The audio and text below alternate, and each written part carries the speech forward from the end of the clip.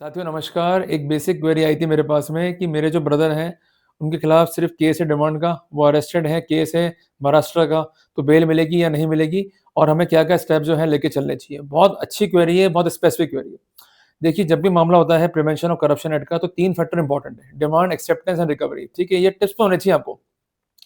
सिर्फ case demand की हद तक है और अक्यूज जो है कन्फाइनमेंट में है और मामला महाराष्ट्र जोन का है, वहाँ बेल मिलेगी मिलेगी, there is no need to worry. Clear हो गया अपने को? अब आते हैं मोटे-मोटे अपन 4 बिंदुओं पे कि हमें करना क्या होता है। सबसे पहले हमें लेनी है बेल कोर्ट से, अगर बेल ही नहीं मिल रही है, तो फिर आगे आप कुछ कर ही नहीं पाओगे।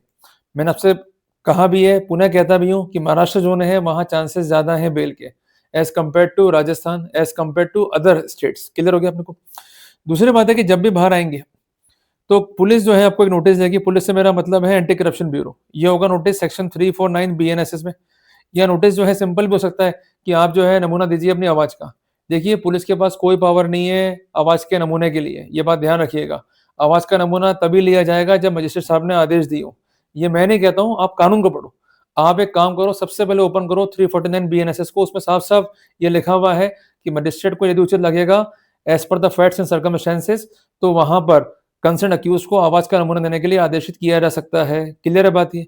तो इसलिए मेरा आपसे आग्रह है कि सिर्फ नोटिस पुलिस का है, तो आपको वॉइस सैंपल नहीं देना है। अपने को वेट करना है कोर्ट के नोटिस का। क्लियर हो गया अपने को? और इसके साथ-साथ एक बात ध्यान रखिएगा कि कोर्ट से आप 3 निवेदन कर सकते हैं इस कॉन्टेक्स्ट में कि एक जजमेंट है ऑनरेबल सुप्रीम कोर्ट का, जिसका नाम है सुधीर चौधरी बनाम स्टेट ऑफ एनसीटी, उसकी अक्षरशः पालना सुनिश्चित करें कंसर्न एसीबी और कंसर्न प्रयोगशाला।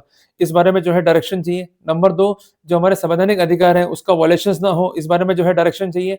और इसके अलावा अगर ये रिपोर्ट डिफेक्टिव है या गलत सैंपलिंग कर ली, तो हमारे राइट्स फर्दर क्या होंगे, इस बारे में जो है डायरेक्शन चाहिए। इस बारे में निवेदन जो है जरूर करें, आपको राहत मिलेगी। क्लियर हो गया अपने को?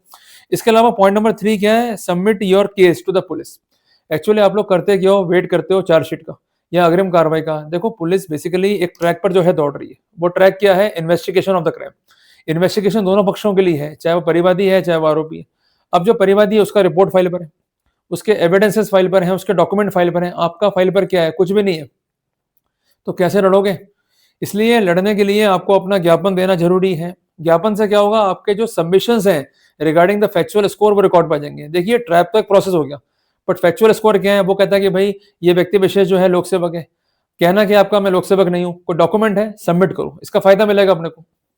अगर वो कहता है भाई ये काम पेंडिंग था और इसके बेटे जो है रुपए मांगे गए, आपका डिफेंस क्या है? ये काम पेंडिंग नहीं है और आपके पास डॉक्यूमेंट्री एविडेंस है, सबमिट करो, इसका फायदा मिलेगा अपने को। वो कहता है कि भाई लगातार मुझे बुलाया गया और मुझसे जो है पैसों की मांग की गई, जबकि कहना क्या है आपका कि लगातार इसने फोन करे, लगातार इसने विजिट किया और अब इसने एक झूठी स्टोरी बना करके मुझे जो है फंसाया है। इसलिए जहां तक हो सके जो फैक्चुअल स्कोर है उसका खंडन तुरंत करो, जिसके लिए एक ही मात्र इंस्ट्रूमेंट या टूल है जिसको हम कहते हैं ज्ञापन या रिप्रेजेंटेशन। मैंने अक्सर देखा है, आप लोग चूक जाते हो, अरे कौन दे, बीमारी है, हमारा डिफेंस जो है ओपन हो जाएगा। कब तक चुप बैठोगे? साल, 2 साल, 3 साल, 4 साल, 5 साल? कुछ सोचो। अगर आप केस को लड़ोगे तो यही डिफेंस बनेगा आपका कि हमने पुलिस को वो पॉइंट्स दिए थे, पुलिस ने वो पॉइंट कंसीडर नहीं करे, अल्टीमेटली हमें जो है परजुरी कॉज हुई है। तो आपकी एक अच्छी सोच, आपका एक पॉजिटिव स्टेप जो है आपको केस में सकारात्मक रिजल्ट जो है दे सकता है। इसलिए ज्ञापन जो है जरूर सबमिट करें। ज्ञापन के लिए करना क्या है? जो एफआईआर हमारे पास में, जो मोटे मोटे फैक्ट्स हमारे पास में है, उसके कॉन्टेक्स्ट में जो है अपने सबमिशंस को आप दे दो, बेहतर रहेगा। इसके अलावा पुलिस से आप ये भी मांग कर सकते हो कि डॉक्यूमेंट जो है कंसर्न विभाग के कब्जे में या कंसर्न व्यक्ति विशेष उसके कब्जे में, डॉक्यूमेंट्स को आप प्राप्त करके अग्रिम कानूनी कार्रवाई जो है करिए। ये मैं इसलिए कह रहा हूं, अगर वो आपको अधिकार नहीं देते हैं फेयर इन्वेस्टिगेशन का, संविधान का आर्टिकल 21 जो है होता है अफेक्ट, आपके राइट्स जो है होते हैं प्रभावित, तो वहां पर आप ये पॉइंट भी ले सकते हो कोर्ट में कि हमें फेयर इन्वेस्टिगेशन का मौका नहीं मिला, हमें फेयर राइट्स ही नहीं मिले रिगार्डिंग द पार्टिसिपेशन। तो एंटायर प्रोसीडिंग क्या है? Abuse of process, it is liable to be question and set aside. इसलिए हर एक पॉइंट का महत्व है। जो लोग सुप्रीम कोर्ट हाई कोर्ट जा रहे हैं ना और जीत के आ रहे हैं, तो इसका मतलब ये नहीं है कि सिर्फ फैसले हो गए, हमने पढ़ लिया और हम खुश हो गए।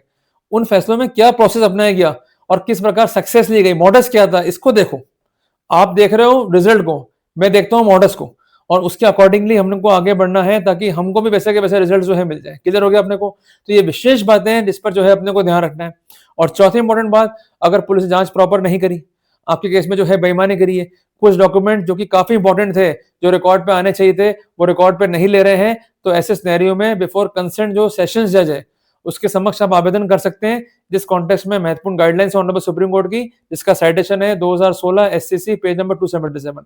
तो ये कुछ महत्वपूर्ण प्रोटोकॉल है, इसको ध्यान में रखिएगा। There is no need to worry, क्योंकि मैं आपको ये बात स्पेसिफिक कर दूं, जो डिसीजन है बेल का वो मेरिट्स पे नहीं होता है, पर जो डिसीजन है केस का वो होता है मेरिट्स पे, जिसमें आपने क्या ज्ञापन दिया, आपने क्या पॉइंट्स दिए, उस पे कंसर्न अधिकारी ने क्या विवेचन किया, क्या निष्कर्ष दिया, ये सारे पॉइंट इंपॉर्टेंट है। इसलिए हमें एक एक पॉइंट पर जो है काम करते हुए चलना होगा, पैटर्न जो है चेंज करना होगा। अगर हमने अभी भी ओल्ड पैटर्न ले लिया, अरे देख लेंगे बाद में, चार्जशीट को आ जाने तो फिर देखते हैं, तो फिर आप देखते रह जाओगे।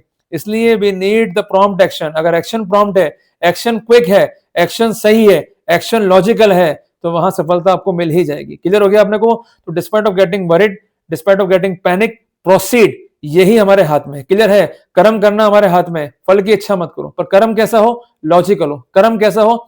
जिसमें सबमिशंस हो। कर्म कैसा हो? कि हमारा जो पॉजिटिव असर्शंस है वो रिकॉर्ड पे हो, ताकि अगर वो कंसीडर नहीं कर रहे हैं, then we could chalk out the case for the unfair investigation, और इसका फायदा मिलता ही मिलता है आरोपी को। जल्दी मिलेंगे एक नए टॉपिक के साथ। टिल देन, जय हिंद, जय भारत।